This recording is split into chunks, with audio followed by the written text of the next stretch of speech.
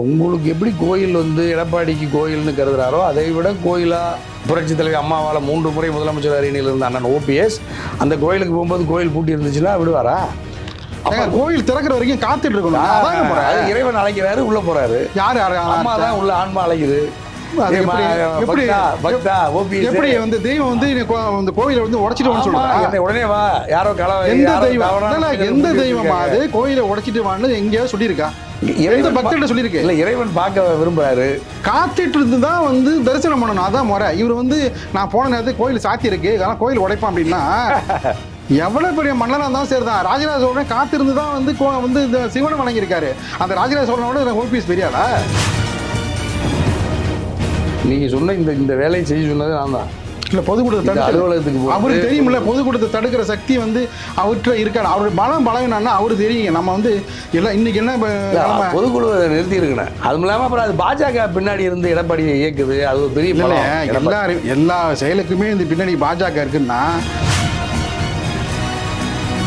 இன்னும் கடுமையான வார்த்தையெல்லாம் சொன்னாங்க. பார்த்தா கும்பிட தோணும். யார? ஜானகி அம்மாவை பார்த்தா கும்பிட தோணும். புரட்சி தலைவி அம்மாவை பார்த்தா வேற மாதிரி சொன்னாங்க. அதெல்லாம் இப்போ அந்த மாதிரி உதாரணம் தேவையில்லை. இல்ல, அப்ப எப்படி நீங்க அப்ப அவங்களையெல்லாம் கூட்டிட்டு அமைச்சராக்குனாங்களா அம்மா? இந்த மாதிரி உதாரணத்தை யாராவது சொல்லியிருப்பாங்களா? அந்த மாதிரி உதாரணம் பப்ளிக் மீட்டிங்ல பேசுறது ரகசியமா இல்ல. தனியரசு மாண்பு இருக்கு. அவ எந்த மாண்பு? ரகசியம் இல்லாம, ஒளிவு மறைவு இல்லாம நேர்மையா பேசக்கூடிய கட்சி உள்ள ஒரே ஆளு தனியரசுனா. அவ தனியரசு பேசாம யார் சொல்லுவா? டிடிவி ஓபிஎஸ் சின்னம்மாவையும் மறைமுகமாக பாஜக கட்டுப்படுத்துகிறது, இயக்குகிறது, ஆதரிக்கிறது, சில நேரங்களில் கடுமையாக நடவடிக்கை எடுத்து கட்டுப்படுத்தி வைக்குது. இந்த போக்குக்கு நம்ம இரையாகுவதற்கு எது காரணம் என்றால் நமக்குள்ள இருக்கிற சிதைவு. ஒரு மேடை பகிர்ந்துருக்காங்களா? எங்கே பிரச்சார கூட்டத்தில் டிடிவி எங்கே ஒன்று விஷயத்தை ஞாபகப்படுத்த டிடிவி தினகரன் அவர் மீதான வழக்குகளை வந்து அதிமுக வந்து வாபஸ் வாங்கியிருக்காங்க. யார் மீது வாங்கிட்டாங்களா? அதான் நினைச்சு பார்க்கணும்ல. அவர் நினைச்சு தானே பார்க்குறாரு. அவர் நினைச்சு பார்த்துட்டு தான் வந்து கூட்டணி தயாராக இருக்கு. அவர் நினைச்சு பார்த்துருந்தா தேசிய ஜனநாயக கூட்டணி வந்து பயணம் பண்ணியிருப்பாரு. இல்லை, இப்பவும் தயாராக தான் இருக்காரு.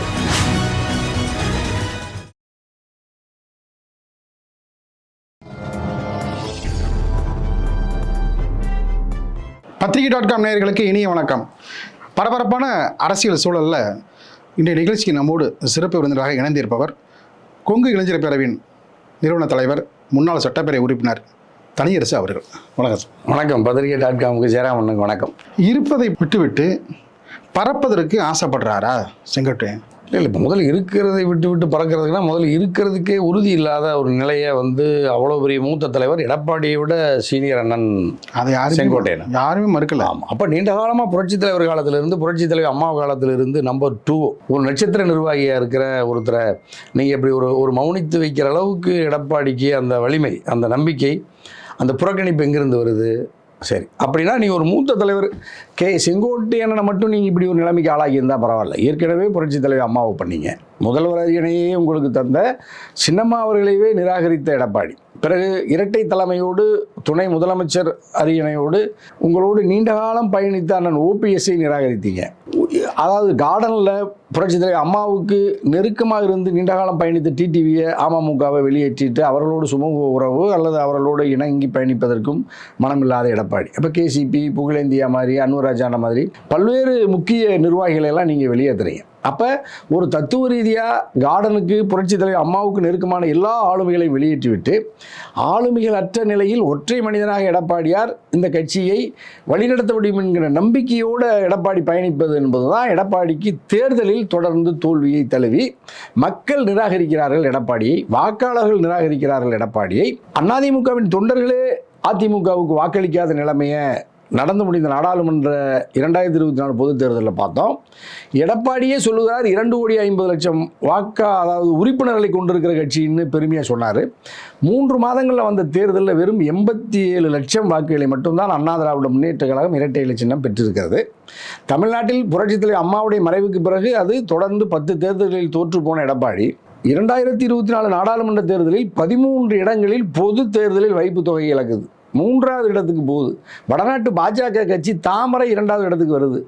அப்போ அதிமுகவின் பொதுச் செயலாளராக எடப்பாடி நீடிக்கிற வரை கட்சி வலிமை பெறாது, வெற்றி வாய்ப்பு இல்லை என்பதை உணர்ந்த ஒரு மூத்த தலைவர் கட்சியின் மீது உயிராக பற்று வைத்திருக்கிற அண்ணன் கே செங்கோட்டையன் அவர்கள் இந்த 10 நாள் கெடு விதித்து 2026 சட்டமன்ற பொதுத் தேர்தலில் புரட்சி தலைவியாரால் உருவாக்கப்பட்ட அதிமுக, புரட்சி தலைவி அம்மா அவர்களால் மிக வலிமையாக செல்வாக்கு மிக்க கட்சியாக வழிநடத்தப்பட்ட அதிமுக 2026 மீண்டும் ஆட்சியில் அணிக்கு வர வேண்டும் என்றால் பிரிந்த அனைவரையும் ஒன்று சேர்க்க வேண்டும். அதற்காக எடப்பாடி அவர்களே நீங்கள் இந்த கோரிக்கையை ஏற்றுக்கொண்டு பரிசீலியுங்கள், முடிவெடுங்கள். அல்லது அண்ணா திராவிட முன்னேற்ற கழகத்தை துண்டு துண்டாக சிதறடித்து அது இங்கு வலிமையாக கால் ஊன்றுகிறது.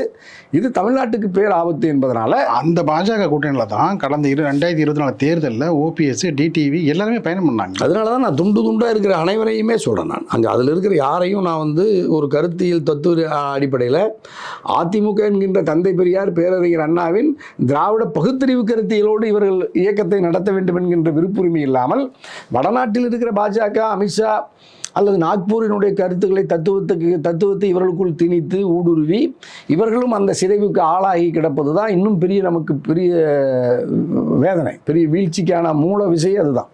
ஆகவே அதில் டிடிவியாக இருந்தாலும் ஓபிஎஸ்ஸாவோ சின்னம்மாவோ செங்கோட்டையனோ எடப்பாடி வரைக்கும் அப்போ இவர்களுக்குள்ள 5 முனைகளாக பிரிந்தாலும் பிரிவோம். அதிமுக தோற்றாலும் பரவாயில்லை, திராவிட முன்னேற்ற கழகம் ஆட்சியர் அணிக்கு வந்தாலும் பரவாயில்ல, ஆனால் நாங்கள் ஒன்றுபட மாட்டோம் என்கின்ற இந்த பிடிவாத போக்குறதுல இது வந்து யாருக்கும் நல்லதில்லை. நான் இப்போ எடப்பாடி மட்டும் இதை சொல்லலை, மற்ற அனைவருக்கும் சொல்கிறேன். ஆனால் எடப்பாடியையும் ஆதரிக்கிறது ஒரு பக்கம் பாஜக, டிடிவி ஓபிஎஸ் சின்னம்மாவையும் மறைமுகமாக பாஜக கட்டுப்படுத்துகிறது, இயக்குகிறது, ஆதரிக்கிறது, சில நேரங்களில் கடுமையாக நடவடிக்கை எடுத்து கட்டுப்படுத்தி வைக்குது. இந்த போக்குக்கு நம்ம இரையாகுவதற்கு எது காரணம் என்றால் நமக்குள்ள இருக்கிற சிதைவு, ஒற்றுமையற்ற தன்மை நீடிக்கிறது தான் இதுக்கு காரணங்கிறதுனால நம்ம வந்து நீங்கள் விரைவாக ஒன்றுபடணும்னு சொல்கிறோம். இப்போ செங்கோட்டையனுடைய இந்த முயற்சியாவது வெல்ல வேண்டும் என்று தனியரசு விரும்புகிறேன். ஒன்றுபட்ட அதிமுகவாக வலிமையோடு 2026 சட்டமன்ற பொதுத் தேர்தலை சந்திக்க வேண்டும். அப்பொழுதுதான் வெற்றி நிச்சயம் என்கிறத நானும் அதை வழிமொழிகிறேன். இன்னைக்கு அதிமுக வந்து பெரும்பான்மையான நிர்வாகிகள் வந்து எடப்பாடி தான் இருக்காங்க. கட்சியோட சின்ன அவர்கிட்ட தான் இருக்குது. கட்சியுடைய வந்து எல்லா விதமான அங்கீகாரம், தலைமையகம் எல்லாமே இருக்குது. தலைமை கழகத்தில் கடப்பாறை விட்டு வந்து தலைமை கழகத்தை சேதப்படுத்தியவரோட எப்படி வந்து சேர்க்க முடியும்னு சொல்லிட்டு திட்டவட்டமும் சொல்லிட்டாரு எடப்பாடி. அப்படிங்கிறப்ப இந்த கோரிக்கையை தேவையற்றது. நான் அப்பெல்லாம் அங்கே தானே இருந்தார், யார் செங்கோட்டையன், அங்கே அவர் சொல்கிறப்பெல்லாம் பக்கத்தில் இருந்தார். அப்போவே வந்து இல்லைங்க நீ சொல்கிறது மர கிடையாது அப்படின்னு சொல்லியிருக்கலாமே செங்கோட்டையன். ஏன்னா காலம் கடந்த நாணவதியம். இப்போ நீங்கள் ஒரு கட்சி கூட்டத்தில் வந்து அதிருப்தியாளரை வந்து நீக்கிறீங்க, மறுபடியும் இணைக்குன்னு சொல்லிட்டு நீங்கள் என்ன பண்ணுறீங்கன்னா ஒரு மாடலை கூப்பிட்டு கருத்து கேட்குறீங்க. தொண்டர்கள் விருப்பமும் நிர்வாகிகள் விருப்பமும் தான் நீங்கள் செயல்படுத்துவீங்க. அதை தான் செய்கிறாரு எடப்பாடி, அதை தான் வந்து செஞ்சுட்டு இருக்காரு. அப்படிங்கிறப்ப அது எப்படி வந்து எதிர்மலை எப்படி எடுக்கிறாரு? இப்போ பாரதிய ஜனதா கட்சியோடு போய் தேர்தல் உறவை வச்சுக்கோங்கன்னு இவர் எந்த கூட்டத்தில் யாரெல்லாம் கேட்டார் எடப்பாடியார்? டெல்லிக்கு எதுக்காக போனார்? இரவோடு இரவா டெல்லிக்கு ஏதாவது இந்திய வரலாற்றில் ஒரு பொதுச் செயலாளர், அதாவது ஒரு கட்சியினுடைய ஆகப்பெரும் கட்சி அதிமுக, அதுக்கு பொதுச் செயலாளர் எடப்பாடி, முன்னாள் முதலமைச்சர், தலைநகர் டெல்லிக்கு போகிறேன், அலுவலகத்தை பார்வையிட போகிறேன்னு சொல்லிட்டு ஊடகவியலாளரை சந்திக்காமல் யாருக்கும் கருத்து சொல்லாமல் டெல்லிக்கு போகிறார். டெல்லிக்கு போன பிறகு கூட யாரையாவது சந்திக்கிறீங்களான்னு கேட்குறாரு. இல்லவே இல்லைன்னு விமான நிலையத்தில் சொல்லி மிரண்டு போய் தன்னந்தனியாக போய் எந்த நிர்வாகிகளை கலந்து பேசாமல் எந்த தொண்டர்களுக்கும் தகவல் சொல்லாமல் ஏன் வாகனத்தை மாறி மாறி போய் நள்ளிரவில் பாஜகவின் உள்துறை அமைச்சர் அமித்ஷாவை, பாஜகவின் மிக மூத்த தலைவர்களில் தமிழ்நாட்டினுடைய அரசியலை அல்லது இந்தியாவினுடைய அரசியலை, கூட்டணி கட்சியினுடைய அரசியலை அது மேலாண்மை செய்கிற பொறுப்பில் இருக்கிற அமித்ஷாவை இவர் எதுக்காக போய் வீடு தேடி போய் சந்திக்கிறாரு? இப்போ நீங்கள் சொன்னீங்க அவர் பெரிய ராஜதந்திரி அப்படின்னு ஜெயராமன் சொல்கிறீங்க. பெரிய ராஜதந்திரி, மிக வலிமையானவர், யாருக்கும் பணிய மாட்டார். எதுக்காக டெல்லிக்கு போனார்? டெல்லிக்கு போனதையாவது நான் இது குறித்து பேசத்தான் போகிறேன்னு சொல்லலை. போன பிறகு அங்கே என்ன நடந்துச்சு? இங்கே வந்து அமித்ஷா வந்து விடுதியில் தங்குறாரு, ஊடகவியலாளர் சந்திப்பு நடக்குது. ஊடகவியலாளர் சந்திக்க அதிமுக பொதுச் செயலாளர் பேசவே இல்லை. அதிமுக தேசிய ஜனநாயக கூட்டணியில் அன்னைக்கு தான் இணைகிறதாக அறிவிக்கிறாங்க. இணைந்த அதிமுக தேசிய ஜனநாயக கூட்டணியில் இணையுது. தமிழ்நாட்டுக்கு அதுதான் தலைமை எடுக்கிறது. இங்கே எடப்பாடி தான் சீஃபு. ஒரு வார்த்தை அதிமுக பொதுச் செயலாளர் எடப்பாடி அந்த கூட்டத்தில் பேசினாரா? அவர் பேச வேண்டியதை இவர் பேசுறாரு. யார்? அமித்ஷா. அதிமுக தலைமையில தான் கூட்டணி பேசுறாரு. அதிமுக தலைமையில கூட்டணி. ஆமா, அதிமுகவுடைய உள்கட்சி என்ன கேட்குறாங்கன்னா ஓபிஎஸ் டிடிவி உள்ளிட்டலாம் இப்படி இணைக்கணும் அவருடைய உள்கட்சி பிரச்சனைங்க அதை தலையிட மாட்டான் நாங்கள் தலையிடக்கூடாது திட்டம்னு சொல்லிட்டாரு. எக்காரண கொண்டும் இங்கே அதிமுக தான் தலைமைன்னு சொன்னதுக்கப்புறம் அதை மறுபடியும் பேசி என்ன பயன்? அந்த அதுக்கே போகல. நீங்கள் உட்கட்சி விவகாரங்கள்லாம் பேசவே வேணும். உள்கட்சியில் அவரே தெளிவுபடுத்திட்டாரு. இல்லை தேசிய எடப்பாடி தலைமையில் தான் வந்து தேர்தல் சந்திக்கிறேன்னு சொல்லிட்டாரு. இல்லை அந்த ப்ரெஸ் மீட்டினுடைய நோக்கம் வந்து உட்கட்சி விவகாரங்கள் குறித்து பேசுவதோ உட்கட்சி விவகாரங்கள் குறித்து அதுக்கு முற்றுப்புள்ளி வச்சுட்டாருங்க அன்னைக்கு அமித்ஷா முற்றுப்புள்ளி வேற பேட்டியில் அந்த கூட்டத்தில் அந்த ப்ரெஸ் மீட்டில் அதிமுக தான் தலைமை இருக்குது. பொதுச் செயலாளர் எடப்பாடி ஊடகத்தை சந்திச்சாரா, ஒரு வார்த்தை பேசுகிறாரா, அமித்ஷா எங்கே அமர்ந்திருந்தார், எடப்பாடி எங்கே அமர்ந்திருந்தார், ஒரு வார்த்தை கூட பேசாமல் ஒரு அதிமுகவின் பொதுச் செயலாளர் இதுக்கு முன்னாடி இந்த வரலாற்றில் அப்படி நடக்குமா? அது மட்டுமல்ல, அவர் இந்தியில் அமித்ஷா பேசுகிறாரு, இன்னொருத்தர் மொழிபெயர்க்கிறாரு. இந்த அதிமுக தரப்பிலிருந்து ஒருவர் கூட அன்னைக்கு ஊடகத்தை சந்திக்காமல் கூட்டணியை அறிவிக்கிறது அமித்ஷா அமர்ந்திருந்து கைகட்டி அதை ஏற்றுக்கொண்டு அதை ஆர்டர்னு சொல்லுவாங்கள்ல, உத்தரவை செயல்படுத்துகிற அளவுக்கு தான் அன்னைக்கு அந்த ஊடகவியலாளர் சந்திப்பிலிருந்து விலகி போன எடப்பாடி இன்னைக்கு வரைக்கும் அமித்ஷாவுக்கு கட்டுப்பட்டு ஒழுக்கமாக பத்திரமா இருக்கார். என்ன காரணம்? ஏன் நீங்கள் அதிமுக ஒரு பொதுச்செயலாளர் அவர் சொல்கிறார் என்டிஏ கூட்டணி ஆச்சுன்னு அன்னைக்கு சொன்னார். எடப்பாடி மறுக்க அன்னைக்கு கட்டுப்படுற மாதிரி இருந்தா அவர் எதுக்கு காலையிலேருந்து சாயந்தரம் வரைக்கும் வந்து அலைய விடுறாரு? நீங்கள் வந்து நான் சொன்னதை செய்யுங்க அதுக்கப்புறம் வரணும்னு சொன்னதுக்கு அப்புறம் தானே வந்து செஞ்சார். நம்ம அதையும் பார்க்கணும்ல. நான் ஒன்றும் தவறே சொல்லலையா. இப்போ எடப்பாடியார் வந்து கூட்டணி ஆட்சின்னு அமித்ஷா சொல்கிறார். தேசிய ஜனநாயக கூட்டணி ஆட்சிங்கிறார். தேர்தலுக்கு பிறகு முதலமைச்சர் தேர்வு நடக்குங்கிறாரு அமித்ஷா சொல்கிறார். நீங்கள் சொல்கிறீங்களா அமித்ஷா அவர் தான் அமித்ஷாவுக்கெல்லாம் கட்டுப்பட மாட்டார்னு? இன்றைக்கி வரைக்கும் எடப்பாடியார் அதை மறுத்துருக்காரா? அதை ஏற்கலை. கூட்டணி ஆட்சியெல்லாம் இல்லை, தனிப்பெரும் அதிமுக ஆட்சி அப்படின்னு எடப்பாடி சொல்ல முடியுதா? பலமுறை சொல்லிட்டாரு. பலமுறை வந்து அதிமுக தலைமையில் தான் ஆட்சி, கூட்டணி ஆட்சி கிடையாது திட்டம்னு சொல்லிட்டாரு. ஆமாம், அதுக்கு தான் அமித்ஷா சொல்லிட்டார். நெல்லையில் பாஜகவினுடைய வாக்குச்சாவடி முகவர்களுக்கான கூட்டத்தில் 10 நாளைக்கு முன்னாடி திருநெல்வேலியில் சொல்கிறார், 21 விழுக்காடு எடப்பாடி அவர்களே உங்கள்கிட்ட வாக்கு இருக்குது 2024 முறைப்படி. பாஜக எங்கள் கூட்டணி 18 விழுக்காடு இருக்குது. நம்ம 2 பேரும் சேர்ந்து தான் ஆட்சியை அமைக்க போகிறோம் அப்படின்னு சொன்னால் அது என்ன பொருள் அது? அப்போ 21க்கு 11 நீங்கள் தொகுதி பிரிச்சிங்கன்னா பாஜகவுக்கு எத்தனை வரும், அதிமுகவுக்கு எவ்வளோ தொகுதி வரும்? அதுக்கு பதில் சொல்ல வேண்டிய யாருன்னா டிடிவி தினகரன் ஓபிஎஸ் எல்லாரும் சேர்ந்து அமித்ஷா பதில் சொல்லிருக்கணும். என்ன சொன்னா 18% பார்த்தீங்கன்னா நாங்கள் வாங்கின ஓட்டு இருக்குங்க. இல்லை அவங்கெல்லாம் ஒரு அணியில் இருக்கிற இல்லை அவங்க கூட்டணியில் அவங்க தான் இருக்கிறாங்க. இல்லை அதனால தான் அமித்ஷா டிடிவி என்ன சொல்லிருக்காங்க அன்னைக்கு என்ன சொல்லிருக்கணும், அமித்ஷா அவர்களே அந்த கூட்டணியில் வந்து நீங்கள் நம்மளாம் சேர்ந்து வாங்கின வாக்குகள் தான்.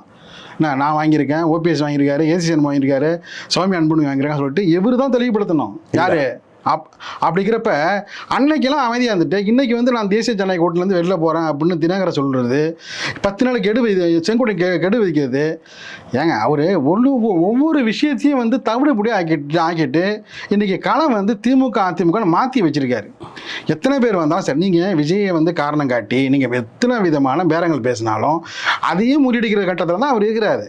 அவரு எல்லாத்தையும் பார்த்துட்டாரு, இதையும் கடந்து தான் போவார் அப்படி எல்லாமே சொல்கிறாங்க. அரசியல் விமர்சனம் சொல்கிறாங்க. உங்களுடைய பார்வை? இல்லை, அதிமுகவினுடைய பொதுச் செயலாளராக எடப்பாடியார் எடுக்கிற முயற்சி, உழைப்பு இதில் எல்லாம் நமக்கு ஒன்றும் மாற்று கருத்து இல்லை. அவர் அதில் வந்து நிர்வாக ரீதியாக அவருடைய முடிவும் அவருடைய உழைப்பும் அளப்பரியது, அதில் நமக்கு ஒன்றும் மாற்று கருத்து இல்லை. ஆனால் அதாவது மற்ற ஆளுமைகளை அரவணைக்கிறதுல ஜனநாயக பண்புகள் இல்லைன்னா தேர்தலில் வெற்றி பெற முடியாது. அதுதான் பேரறிஞர் அண்ணா, அதுதான் முத்தமிழறிஞர் கலைஞர். அவ்வளவு கோபத்தினுடைய உச்சத்தில் நெருப்பு மாதிரி இருந்த புரட்சி தலைவர் அம்மா கூட அதாவது தென்றல் மாதிரி கூட்டணி கட்சிகளை அரவணைக்கிறது, தோழமை கட்சிகளை அரவணைக்கிறது, அதெல்லாம் நம்ம வேலை வாங்குறது எல்லாம் புரட்சி தலைவர் அம்மாவே பிரிந்து போன எல்லாரையும் அரவணைச்சு களத்தில் நிறுத்தி தான் வெற்றிக்கு மேலே வெற்றியை பெற்றாங்க. அது மட்டும் இல்லையா, கூட்டணி தலைவரை பாட்டாளி மக்கள் கட்சி நிறுவன தலைவர் ஐயா பெரியவரை மருத்துவர் ஐயா கூட போய் அம்மா நேரில் பார்த்து பேசுகிறாங்க. அதாவது அவங்க ஒரு கட்டத்தில் நெருக்கடி தோல்வி வந்த பிறகு அதிலிருந்து மீளுவதற்கு வைகோ ஐயா போய் பார்க்குறாங்க பொதுச் செயலாளரை. பல்வேறு முக்கியமான ஆளுமைகள் மூப்பனார் ஐயாவை பார்த்தாங்க, சுப்பிரமணிய சாமி ஐயாவையே போய் பார்க்குறாங்க, பிரிஞ்சு போன காளிமுத்தையா உட்பட பல்வேறு முக்கிய நிர்வாகிகளை எல்லாம் அழைத்து அரவணைத்து பொறுப்புகளை கொடுக்குறாங்க. ஆனால் எடப்பாடியார் இதுவரைக்கும் நீங்கள் வெளியேறிய ஒருவரையாவது உறுப்பினராக கூட சேர்த்ததா வரலாறே இல்லாத எடப்பாடி.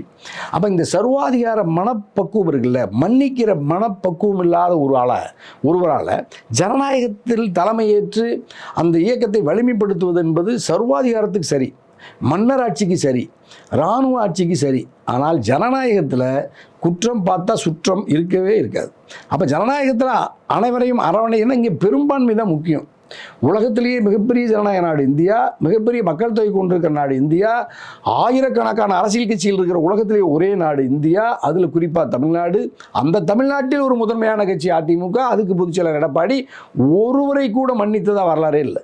அப்படின்னா நீங்கள் எப்படி, நீங்கள் சேலம் மாவட்டத்தில் இத்தனை வருஷமாக ஆட்சியில் இருக்கார்ல, ஒரே ஒரு நபர் எடப்பாடி தவிர இன்னொருத்தர் பேரை சொல்லுங்களேன். செம்மலையோட இவர் சீனியரா?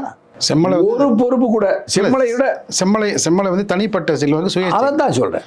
அவர் இப்ப வந்து எடப்பாடி தலைமையை ஏற்றுக்கிட்டு தானே இருக்காரு. அதான் அப்படி.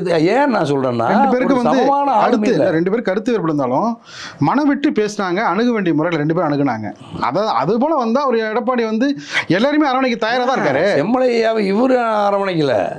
செம்மலையாவை வந்து ஓபிஎஸ் ஐயாவோட வெளியேறி மீண்டும் அணி சேர்ந்து சொல்ல வந்தாரு. இல்ல மறுபடியும் வந்து இவரு பேச வேண்டிய நேரத்தில் பேசினாங்க. நான் எடப்பாடியினுடைய தனிப்பட்ட கட்சி ஆட்சிக்கு பொறுப்புக்கு வந்த பிறகு, அதாவது பதவி வந்த பிறகு, எடப்பாடியிடமிருந்து முரண்பட்டவர்கள், கருத்து மாறுபட்டவர்கள், வெளியேறியவர்களை ஒருவரையாவது எடப்பாடி இதுவரைக்கும் அரவணைச்சதா வரலாறே கிடையாது. அவருடைய சொந்த மாவட்டத்துக்குள்ளே இல்லை, தமிழ்நாட்டினுடைய எங்கேயும் இல்லை. ஒரே ஒருவருக்கு மட்டும்தான் கட்டுப்படுகிறார் எடப்பாடி, அமித்ஷா ஐயாவுக்கு தான் கட்டுப்படுறாரு. ஓபிஎஸ் கூட எல்லாரும் போனாங்கல்ல, அவர் நம்பி போனாங்கல்ல, அவர் நம்பி போன எல்லாரையும் வந்து ஓபிஎஸ் காவந்து பண்ணிட்டார். ஏன்னா எஸ்டிஎஸ் நம்பி போனாங்க தெரியுங்களா? எஸ்டிஎஸ் நம்பி போனவங்க 130 பேர், 130 பேர் 129 பேர் வேட்பாளர் நிப்பாட்டிட்டார். ஒரு தொகுதிக்காக வந்து ஒரு குடும்பத்தை நாடி வர்றாரு. அந்த குடும்பம் வந்து அதிமுகவிலையும் தீவிரமாக இருக்குது, வன்னியர் சங்கம் தீவிரமாக இருக்குது. நான் வந்து எம்ஜிஆர் துரோகம் பண்ண மாட்டேன், அதாவது சங்கத்தெலாம் தீவிரப்படுத்திட்டோம் அப்படின்னு சொன்னதுக்கப்புறம் எஸ்சிஎஸ் வந்து என்ன பண்ணுறாருன்னா, நீங்கள் ஒரு வேட்பாளரை காட்டுங்க, அந்த ஒரு வேட்பாளரை வந்து அந்த குடும்பம் காட்டுது. ஏன்னா அவர் நம்பி அந்த 130 பேர் போனாங்கல்ல அந்த காலகட்டத்தில், அந்த 130 பேரையும் எஸ்சிஎஸ் வந்து வளர்த்து விட்றாரு. எப்படி வளர்த்து விட்றாரு? 91 வருவாய்த்துறை அமைச்சராக வந்ததுக்கப்புறம் அவருக்காக வந்து அவருக்காக வந்து நின்ன அழகு தினவரசுக்கு உள்ளாட்சித்துறை அமைச்சர் வாங்கி கொடுக்குறாரு, தங்கமுத்துக்கு வந்து பாடநூல் கழகத்தில் வாங்கி கொடுக்குறாரு. அதே போல் பார்த்தீங்கன்னா ஒவ்வொரு நிர்வாகியோட தலைவர் ஏற்றுக்கிறார், வைத்திலிங்கத்துக்கு வந்து பெரிய பொறுப்பு வாங்கி கொடுக்குறாரு. அதுபோல் ஓபிஎஸ் அவர் நம்பி வந்து எல்லாரும் வாங்கி கொடுத்துட்டாரா? இல்லை, அதுதான் இப்போ நம்ம அதுதான் நீங்களே சொல்கிறீங்க. அவர் வந்து ஒரு அணி வலிமையாக இருந்துச்சு, எடப்பாடி அணியை விட ஓபிஎஸ் அணி வலிமையாக இருந்துச்சு. அந்த அணியை பராமரிக்காமல் கட்சி நலன் கருதி கோஷ்டி சேர்க்காமல் இருந்த ஒரே தப்பு தான் இப்போ ஓபிஎஸ் மேலே எல்லாரும் குற்றச்சாட்டு சொல்கிறாங்க. அதாவது அவரை ஆதரிக்கிற புகழேந்திய நினைவே நீக்குவதற்கு எடப்பாடிக்கு கையெழுத்து போட்டு வெளியேற்றினவர் தான் அண்ணன் ஓபிஎஸ்ங்கிறது தான் குற்றச்சாட்டு. அப்போ நீங்கள் சொன்ன மாதிரி அவர் சமமாக போய் இணைகிறாரு. சரிபாதியான மாவட்ட செயலாளர்கள் அவருடைய ஆட்களாக இருந்திருந்தாங்கன்னா இப்போ இந்த சிக்கலே வந்திருக்காது. நீங்கள் சொன்ன மாதிரி பொதுக்குழு ஏற்றுக்கொண்டது, சின்னம் அவர்கிட்ட இருக்கிறது, இது எல்லா கட்சி அலுவலகம் இருக்குது, எல்லாம் இருக்குது, அலுவலகத்தை போய் இவர் தாக்குறாரு, இதெல்லாம் நியாயமானு கேட்டீங்க. இணை ஒருங்கிணைப்பாளரே அவர் தான். அவருடைய கட்சி அலுவலகத்துக்கு போகும்போது அந்த கட்சி அலுவலகத்தை பூட்டி வச்சிருக்கிறது யாருக்கு? அந்த அதிகாரம் யார் கொடுத்தா? பொதுக்குழுவே நடக்கல. நீங்கள் ஒரு அவசர வேலையை போகிறீங்க, போயிட்டு திரும்பி வரப்போ உங்கள் அலுவலகம் பூட்டப்பட்டிருக்கு. ஏதோ ஒரு காரணத்தினால வந்து நீங்கள் தொடர்பு கொள்றீங்க, உங்களுடைய உதவியாளரோ வந்து அதுக்கு பொறுப்பானவர்களோ வந்து தொழில்நுட்ப கோரனால வந்து அந்த ஃபோன் எடுக்க முடியல. ஆட்களை நிறுத்தி வச்சிருந்தீங்க. ஆதிராஜாராமன் எனக்கு தெரிஞ்சு ஆட்களை திரட்டி உள்ளே போகக்கூடாதுன்னு சொன்னாங்க. அந்த நேரத்தில் நீங்கள் வந்து உங்களுடைய தலைமை கழகத்தை வந்து நீங்கள் வந்து அடித்து உடைப்பீங்களா, இல்லை கடப்பாறை விட்டு வந்து பேப்பீங்களா? அதெல்லாம் ஒரு 1000 1500 கதவை உடைக்கிறதெல்லாம் ஒரு சாதாரண விஷயம் தலைவர். அவங்க சொல்கிறாங்க, நாங்கள் வந்து கோயிலை நினைக்கிற அதிமுக தலைமை கழகத்தை வந்து அடித்து உடைச்சி அங்கே உள்ள பொருட்கள்லாம் எடுத்துகிட்டு போனதுக்கப்புறம் நாங்கள் எப்படி சேர்க்க முடியுங்கிற கேள்வியை முன்வைக்கிறாங்க. அதுக்கு என்ன பதில்? இப்போ உங்களுக்கு எப்படி கோயில் வந்து எடப்பாடிக்கு கோயில்னு கருதுறாரோ அதை விட கோயிலா புரட்சித் தலைவி அம்மாவால் 3 முறை முதலமைச்சர் அரியணையில் இருந்த அண்ணன் ஓபிஎஸ் அந்த கோயிலுக்கு போகும்போது கோயில் பூட்டி இருந்துச்சுன்னா விடுவாரா? அப்ப கோயில் திறக்கிற வரைக்கும் காத்துட்டு இருக்கணும். இறைவன் அழைக்கிறாரு, உள்ள போறாரு. யாரு? அம்மா தான் உள்ள ஆன்மா அழைக்குது. எப்படி வந்து தெய்வம் வந்து இந்த கோயிலை வந்து உடைச்சிட்டு சொல்லுவாங்க, உடனே வா யாரோ எந்த தெய்வமா அது கோயிலை உடைச்சிட்டு வான்னு எங்கேயாவது சொல்லியிருக்கா? பக்தர்கிட்ட சொல்லியிருக்கு. இல்ல, இறைவன் பார்க்க விரும்புறாரு, காத்துட்டு இருந்து தான் வந்து தரிசனம் பண்ணணும். அதான் முறை. இவர் வந்து நான் போன நேரத்துக்கு கோயில் சாத்தி இருக்கு, அதெல்லாம் கோயில் உடைப்பான் அப்படின்னா எவ்வளவு பெரிய மன்னராக இருந்தாலும் சரிதான். ராஜராஜ சோழன் காத்திருந்து தான் வந்து இந்த சிவனை வணங்கியிருக்காரு. அந்த ராஜராஜ சோழனோட ஓபிஎஸ் பெரியாளா? இப்ப காத்திருந்து சிவனை வணங்குறாருன்னா காவலாளி பூட்டிட்டு போயிருந்தாருன்னா மன்னர் விடுவாரா? அதாவது கோயில் பூட்டி இருக்குன்னா காத்துட்டு இருந்து அதுக்கப்புறம் ஓபிஎஸ் வந்து தரிசனம் பண்ணணும். அதான் முறை.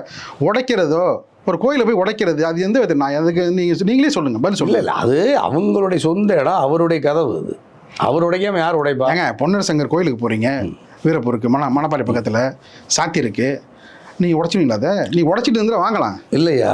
இல்லை நீங்கள் வந்து அந்த வீரப்பூர் போயிட்டு நீங்கள் உடச்சிட்டு நீங்கள் வந்து வாங்க. நான் என்ன நடக்குது தெரியுமா உங்களுக்கு? இல்லை அதெல்லாம் ஒன்றும் இல்லை.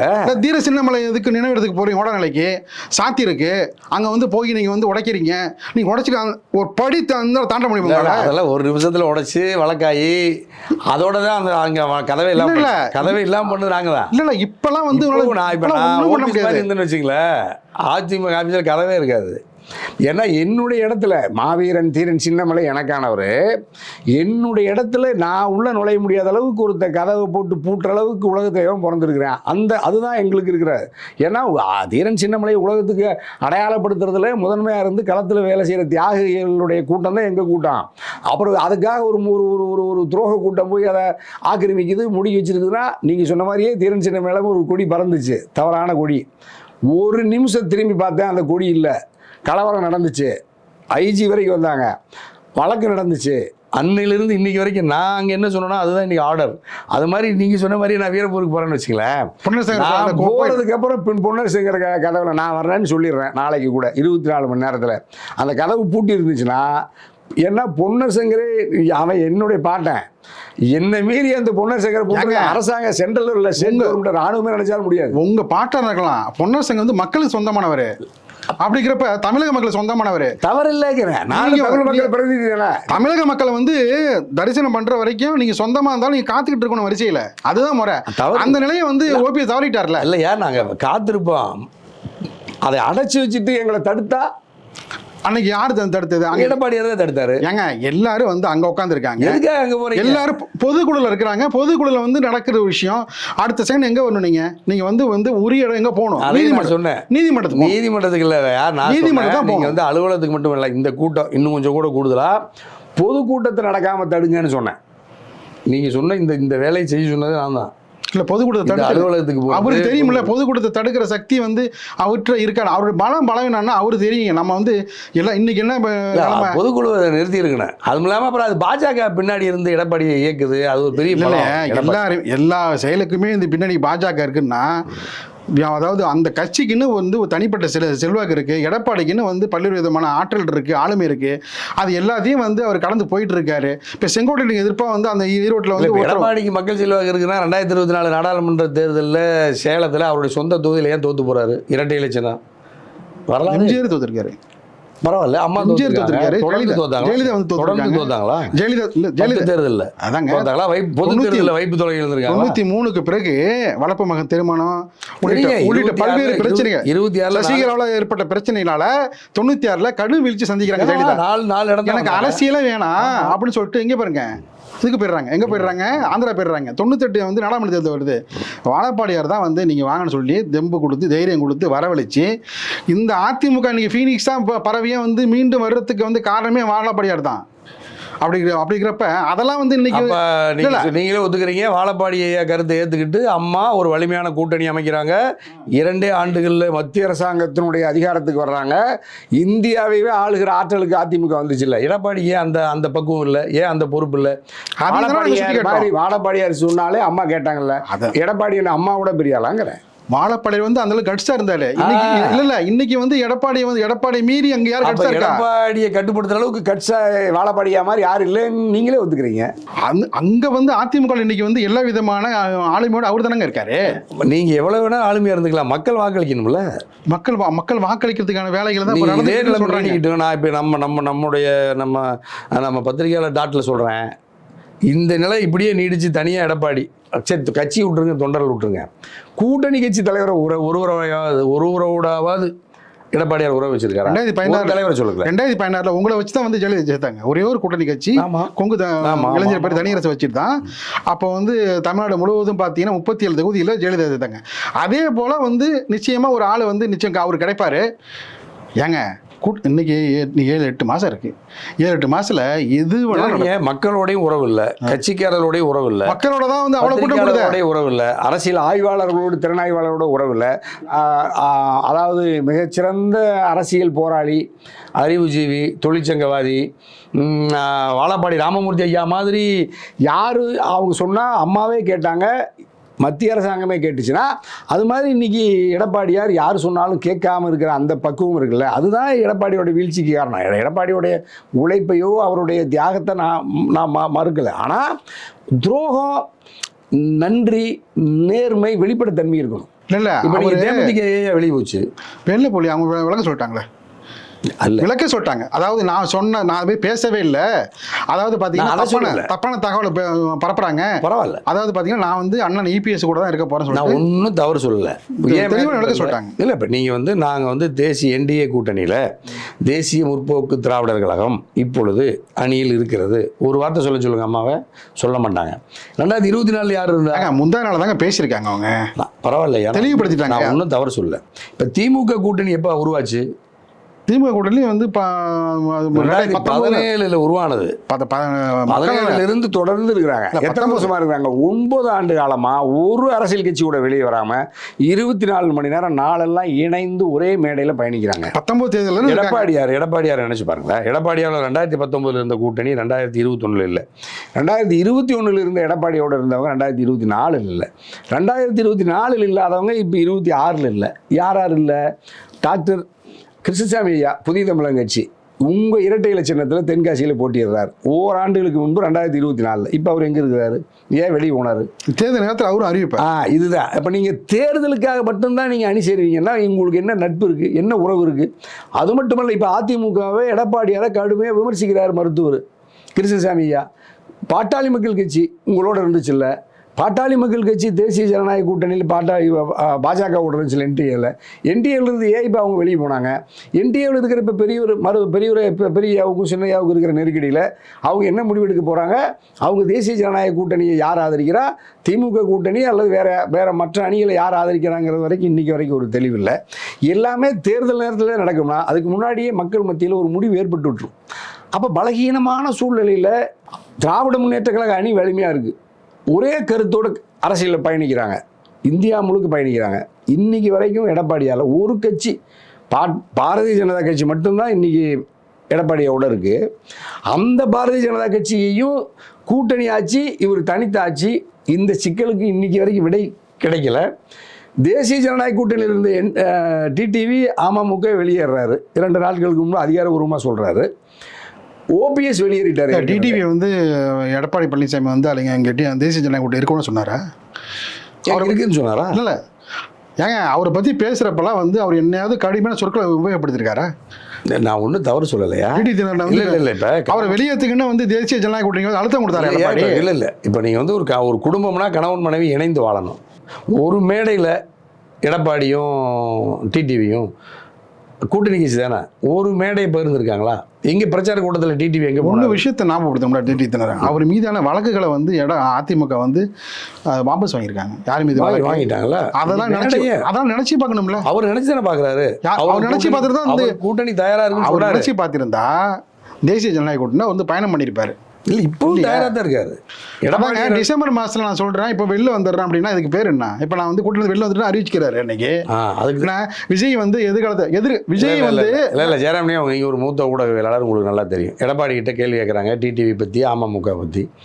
காலம் அது ஓபிஎஸ்க்கு கடந்து விட்டுச்சுன்னு சொன்னார். இது காலம் தீர்மானிக்குங்கிறாரு. நீங்கள் சொல்கிற மாதிரி எப்போ சொன்னார் டிடிவி அமமுக எங்கூட இருக்குதுன்னு எப்போ சொன்னார் எடப்பாடி? ஒரே ஒரு காட்சி, ஒரு செய்தியை காட்டுங்க. அவர் இல்லைன்னு என்ன வேண்டாம், இல்லைன்னு சொல்லல, இருக்குன்னு சொல்லி அவரே இருக்கணுங்கிற. இப்போ இவங்க இருக்கிறேன்னு சொல்லலை. இல்லை நீங்கள் வந்து தேசிய ஜனநாயக கூட்டணியில் இருக்கிறீங்க இல்லையா? அது வந்து பயணம் பண்ணிட்டு மேடையில் ஏற்ற மாட்டீங்க. மேடை ஏற்ற மாட்டா வந்து ஜிகே வாசன் தான் அவருக்கு அழைப்பு கொடுக்கணும். யாருக்கு? அதை விட்டுறியா? அவருக்கு வந்து அழைப்பு கொடுக்க வேண்டியது ஜிகே வாசன் தான். அந்த நிகழ்ச்சிக்கு வந்து அவர் தான் வந்து முறையை வந்து அவரான அழைச்சிருக்கணும். அப்படிங்கிறப்ப வந்து இப்போ அதிமுக பிரச்சார கூட்டத்தை எங்கே துவக்குனாரு உங்கள் எடப்பாடியார்? எங்கே துவக்குனாரு? எந்த ஊரில் துவக்குனாரு? மேட்டுப்பாளத்தில் துவக்குறாரு, மேற்கு மண்டலத்தில். அந்த கூட்டத்தில் யார் யார் கூட இருந்தா? ஒரே ஒரு நயினார் நாகேந்திரன், வானதி சீனிவாசன்கிற பாட்டாளி மக்கள் கட்சி, பாரதிய ஜனதா கட்சி மட்டும்தான் கூட இருக்குது. நீங்கள் சொல்கிறீங்களா என்டிஏ கூட்டணியில் எல்லாம் ரொம்ப மெர்ஜாக இருக்கிறான், டிடிவி மேலே பாசமாக இருக்கார் எடப்பாடினா, அந்த கூட்டத்தில் ஏன் டிடிவி இல்லை? அந்த கூட்டத்தில் வாசன் உட்பட மற்றவங்களாம் இருக்காங்க. நயினா நாகேந்திரன் தான் கூப்பிட்டு வரணும். அப்போ நீங்கள் இப்போ தான் சொன்னீங்க நயினா நாகேந்திரன் தான் கூப்பிடணும். இல்லையா? தமிழ்நாட்டில் தேசிய ஜனநாயக கூட்டணிக்கு தலைமை இருக்கிற கட்சி யாரு? எடப்பாடி பழனிசாமி. எடப்பாடி. ஏன் எடப்பாடி அழைக்கல? எடப்பாடி அழைச்சாருன்னு சொல்லுங்கள். டிடிவி வரலைன்னா நானே சார்ஜ் பண்ணுறேன், நானே கண்டிக்கிறேன். எடப்பாடி அழைக்கல, மதியாதார் தலைவாசல் மிதிக்க வேண்டாம் அப்படின்னு சொல்கிறோம்ல. அப்படி தான் நீங்கள் இன்றைக்கி டிடிவி வரல, அமமுக வரல. இந்த அணுகுமுறை இருக்குல்ல, இந்த நேர்மையற்ற நிலை இருக்குல்ல, இந்த ஈகோ இருக்குல்ல, இது வந்து ஒரு தலைவனுக்கு கூடாதுங்கிற நான். ஒரு சாதாரண ஆளுக்கு இருக்கலாம், ஒரு பக்குவப்பட்ட தலைவர், புரட்சி தலைவர் அம்மாவோ கலைஞரெல்லாம் நீ எவ்வளவு கடுமையாக விமர்சனம் பண்ணால் கூட அவ்வளவு அன்பாக பாசமாக கடுமையாக எதிர்த்து கறந்த பால் மடிபுகாது கருவாடு மீனாகாதுன்னு சொன்ன காளிமுத்தன் ஐயாவை தான் சட்டமன்ற பேரவைத் தலைவராக சபாநாயகராக உருவாக்கிட்டு அவர் வரும்போது அம்மா எந்திரிச்சு நிற்கிறாங்க. அதுதான் அவர் அந்த அழகு இருக்குல்ல. உதிர்ந்த முடி அப்படின்னு சொன்னாங்க நெடுஞ்செழியன், அவரை தான் கூட்டிகிட்டு வந்து நிதியமைச்சராக்குறாங்க. இவ்வளோலாம் கடுமையாக, இன்னும் கடுமையான வாசகங்களை எல்லாம் சில பேர் சொன்னாங்க. ஆட்டக்காரி, இன்னும் கடுமையான வார்த்தையெல்லாம் சொன்னாங்க. பார்த்தா கும்பிட தோணும். யாரை? ஜானகி அம்மாவை பார்த்தா கும்பிட தோணும். புரட்சி தலைவர் அம்மாவை பார்த்தா வேற மாதிரி சொன்னாங்க. அதெல்லாம் இப்போ அந்த அந்த மாதிரி உதாரணம் தேவையில்லை. இல்லை, அப்போ எப்படி நீங்கள் அப்போ அவங்களையெல்லாம் கூட்டிட்டு வந்து அமைச்சராக்குனாங்களா அம்மா? ஏன்னா ரெட்டைலை சின்ன அந்த அளவுக்கு நீங்கள் ரெட்டைலை சின்னத்தில் ஜெயலலிதாவோட ஆதரவில் வெற்றி பெற்ற தனியரசு இந்த உதாரணத்தை இப்போ சொல்ல ஏன் வரலாறு தானே? வரலாறு ஏன் மாறிக்கிறீங்க? வரலாறுங்கிறது வேற, என்ன வரலாறு வேற? இல்லை, ரெட்டைலை சின்னத்தில் வெற்றி பெற்ற தனியரசு அதை பேசலாமா? எனக்கு இல்லை யாருக்கு இருக்குங்கிற ஜெயலலிதா இந்த இது போலாமா வந்து பேசிக்கலாம். பேசினவங்களே அமைச்சராக்குனாங்கிற அம்மா. அதாவது பேச வேண்டிய சூழல் சூழல் இல்ல, அம்மாவுக்கே இந்த மாதிரி உதாரணத்தை யாராவது சொல்லியிருப்பாங்களா? அந்த மாதிரி உதாரணம் பப்ளிக் மீட்டிங்ல பேசுறது ரகசியமா இல்ல. இல்ல, உங்களை மதிச்சு அவங்க 2016 எப்படி நடத்தினாங்க, என்ன மட்டும் இந்த நேரத்துல வந்து இது சொல்ல இல்ல இல்ல பேசினவங்களே அம்மா மதிச்சு அமைச்சராக்குறாங்கன்னா தனியரசு எப்படி? தனியரசு அதுக்கு உதாரணம் வேற உதாரணம் சொல்லுங்க. நானா சொன்னேன்? யாரு சொன்னதுன்னா உங்களுக்கு வேற யாரும் சொல்லியிருப்பாங்க. அதை வந்து தனியரசு சொல்லலாம்.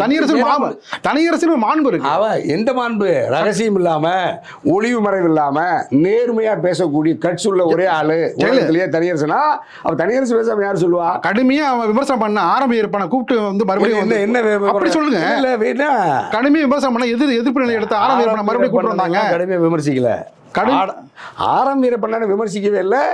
ஆரம் வீரப்பண்ண அம்மாவை பத்தி கூட கடுமையா விமர்சிக்கல.